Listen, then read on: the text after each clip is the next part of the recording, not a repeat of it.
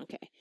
And so you're just really following the, the pattern, the flow of the market. So it's from swing high to swing low.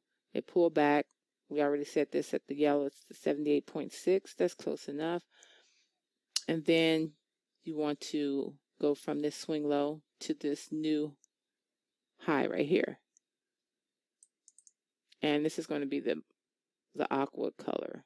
And as you can see, this retraced back to the 78.6. So once you determine these levels, so this will be like X to A to B, B to C. So this is your C point right here, which is at 78.6.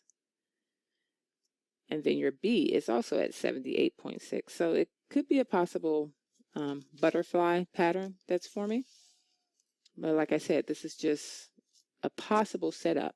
Now, it could play out. It may not play out, but we will see. So now, once you determine, those levels, those Fibonacci levels, pretty much all you have to do is you take this little shapes, the triangle shape tool, and you just connect the dots. Pretty much all you do is, so you got the 1/2 right there. And then let's see, you will grab the same tool again, Fibonacci, okay, the triangle, and you would connect dots here. And then you're probably wondering, how do I know where to connect it up here, right? So this is when you would have to know the different patterns and, how far they can extend. So that information is needed in order to know how far the D leg can extend, which will initially be your take profit, right?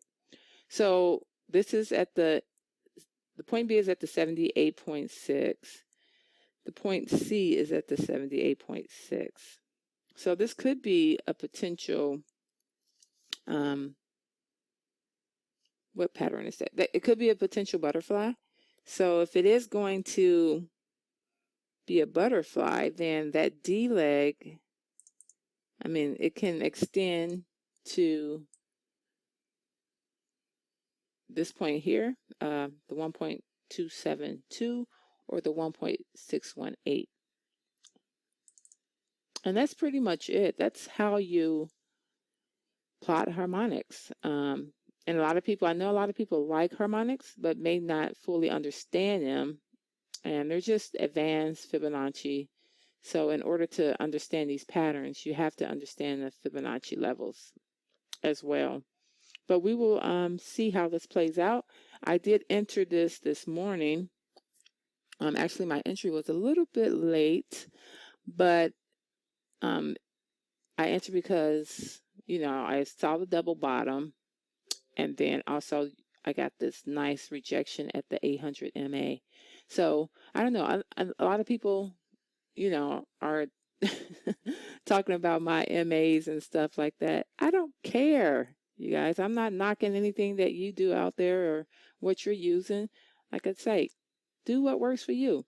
I like using the MAs for entries. Sometimes you can get like some clean entries off the those wicks to the moving averages, especially this 800. It acts as really strong support and resistance. It's one of my favorite MAs, and that's why I've added it to the chart. So yeah, and I have a couple more here, and they work for me. So I don't care if it looks like spaghetti or whatever, you want to call it. It's not your chart and you don't have to use it. Okay. So I'm going to use what I like, and I don't see why people are making a big deal out of it, but obviously they are. But anyway, yeah, moving right along. So this is that's how you plot harmonics. And harmonics and Fibonacci, they are very powerful. This is on the 4-hour time frame. So if you can find a harmonic on the higher time frames, they're usually pretty solid. They're pretty good. And then if you come down